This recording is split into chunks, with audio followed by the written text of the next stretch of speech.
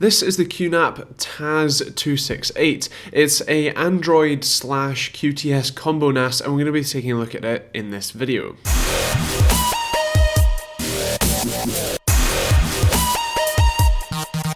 Check out our website at TechteamGB.co.uk for more info on both this and many other products, and also up-to-date news on all things tech. Stick around for this awesome video. So to take a look at the box quickly, obviously the biggest thing that this is shouting about is the fact that it has Android and the QTS software on board, which is always kind of nice to shout about. But basically inside the box you get an Ethernet cable, the power brick, as well as the kind of wall side of things, the NAS itself, and a pretty cool remote. Now mine came with two 4TB drives pre-installed, but that's more out of the kindness of QNAP's marketing department as opposed to what you would buy if you buy this kind of bare bones from Amazon or wherever else.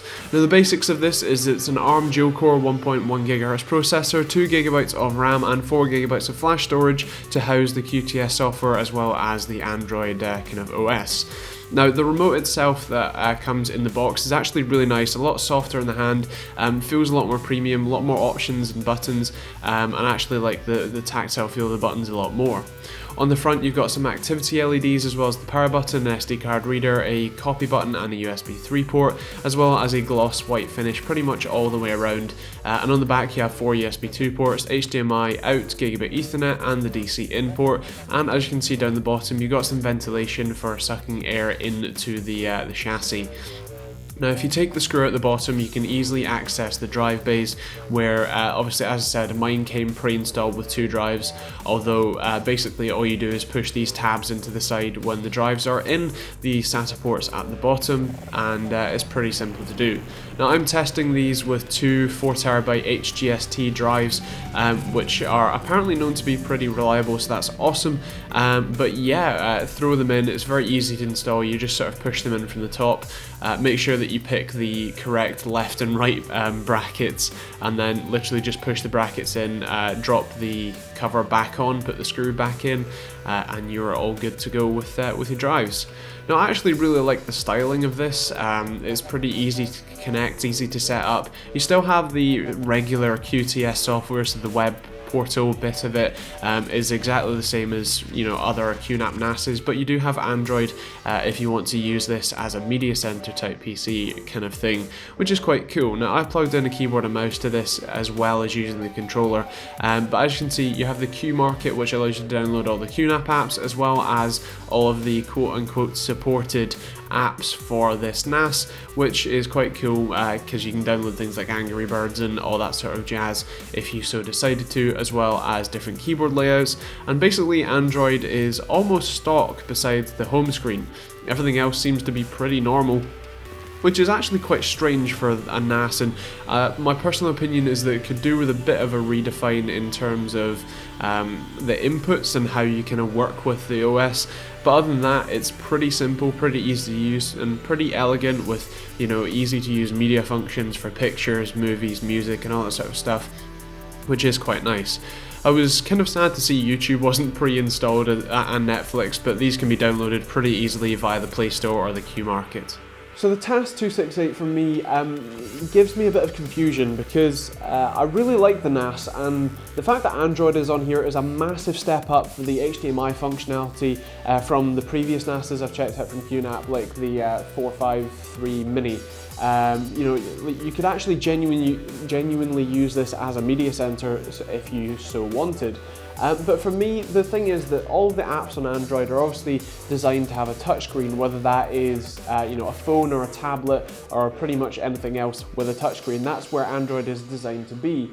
But at the same time, for the NAS, even though it's a great step up in functionality from what we had, it's not a cohesive experience. It feels like you're fighting the OS just to make it work. Because obviously things like even the Android kind of drop down bar, that's designed to be dragged down, stuff to be flicked off, the notifications menu. So like that sort of stuff, that's in this NAS, that comes on your TV, but it doesn't make sense in terms of dismissing notifications with trying to hold a button down and then press another one to make it go away.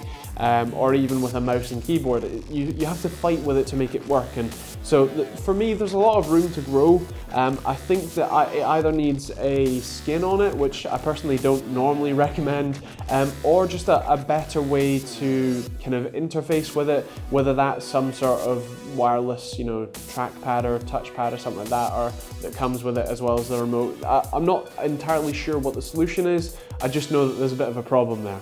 Also, I'd really like to know what your opinion is, because on the topic of, should you have just a NAS and a media center completely separate, or do you prefer this style where you have a NAS media center kind of built into one box? It's a one-stop shop, but you may make compromises on both. What would you want out of that option?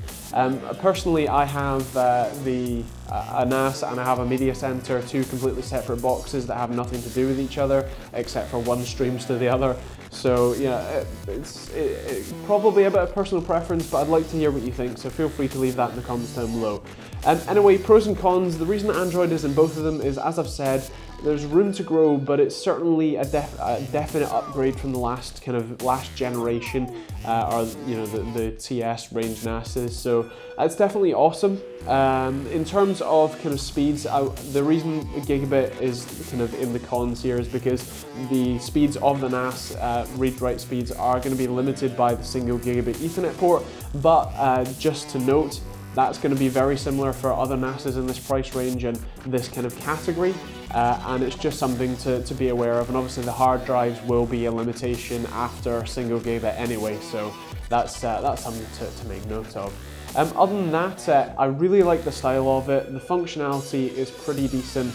I like the feel of the remote. It's definitely better than the last one, the sort of last gen one as well. And the general, you know, QTS software, the web portal, if you want to use this as just a normal kind of plug and play hide in a cupboard NAS, that still works great, so that's cool as well. It is a bit noisy for me, but at the same time, it has some nice functionality as well. So it's kind of a bit of a balance. In terms of scoring, it's going to be a 4 for Vive money, as it's not the best, but you certainly do get a lot for what you pay for. In terms of performance and functionality, they're going to be a 4 as well, because there is certainly room for improvement in this NAS, but it's certainly not you know, terrible in any way, so it's got to be pretty high up there. Styling is going to be a 5 because I love the look of it, but TechteamGB is going to be a 4, and as I said, because there's sort of still room for improvement in the product, especially on the Android side of things, and also the noise dampening, I'm going to give it the Silver Award as well. So yeah, I hope you enjoyed the video. If you've got any comments on it, feel free to leave them in the comments down below, and feel free to check out the NAS on Amazon. I think I should put a link down there. If not, feel free to pester me in the comments as well. Like and subscribe. If you didn't like it, feel free to hit the dislike button, but let me know what you thought in the comments down below. And also, you may not have noticed, but these videos are going to be on Vessel, technically a week early, although because of my content schedule, you won't, if you're watching this on YouTube, you won't know that it's a week early, but if you're watching it on Vessel, you will have it, because you'll have 2 videos today and 2 videos I think on the next day, Friday as well. So anyway, basically, if you want to check out my videos that are on Vessel,